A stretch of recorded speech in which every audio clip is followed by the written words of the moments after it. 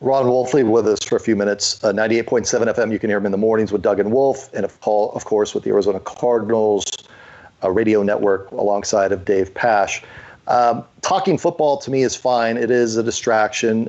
At the end of the day, I go back to my life. Obviously, you are in a space right now with your wife's health and your kids, but the draft is 15 days away. And when I hear the angst over, wow, how are we going to do this remotely? And our hacker's going to get in on Zoom calls and all that stuff. It's kind of noise to me, Ron. I mean, I get the importance of the draft. It's very important. If we're just talking football in the off season, if you can put your football helmet on for a minute, what do you make out of what's gone on here with the Cardinals? First of all, if you're talking about their off-season, Brad, I can tell you right now, they are a better football team. On paper, granted, on paper, they are a better football team than they were last year. It's not even close. And we don't know about the DeAndre Hopkins trade. I traded the century.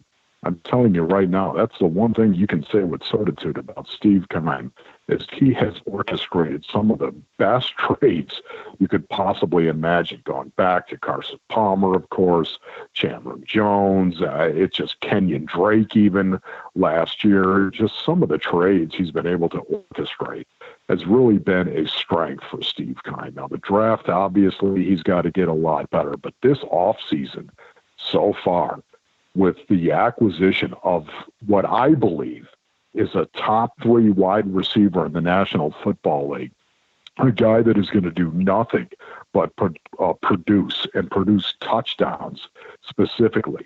Over the last 3 years, no wide receiver in the National Football League has produced more touchdowns than DeAndre Hopkins.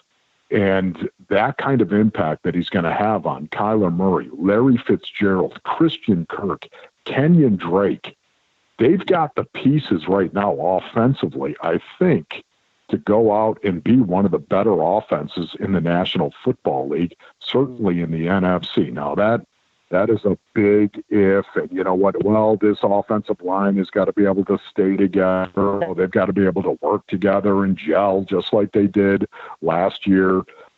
Yeah, you're right about all of that, but man, on paper, it looks really, really good for the Arizona Cardinals. And it also reminds me of the Kansas City Chiefs and what the Kansas City Chiefs have done, how they've built their team.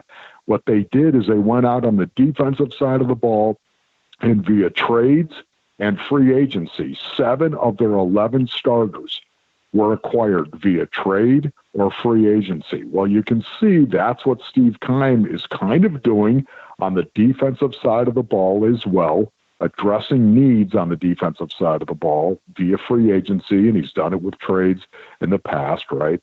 And then I want to see them draft young talent around Kyler Murray. Listen, Brad, imagine Kyler Murray.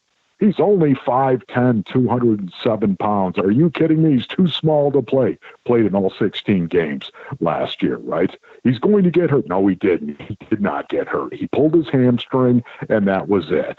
Pretty impressive right there. But the fact that this number 1 pick overall in the draft that plays the hardest position, in my opinion, in professional sports, the most difficult position to play quarterback in the National Football League, with all of the expectation, all of the pressure that was heaped on him, Brad, to go out and play as well as he did, that is something that is special, and that kid is special. I'm not going to call him a franchise quarterback because he's got to prove he's a franchise quarterback. And the only way you can prove you're a franchise quarterback is over time.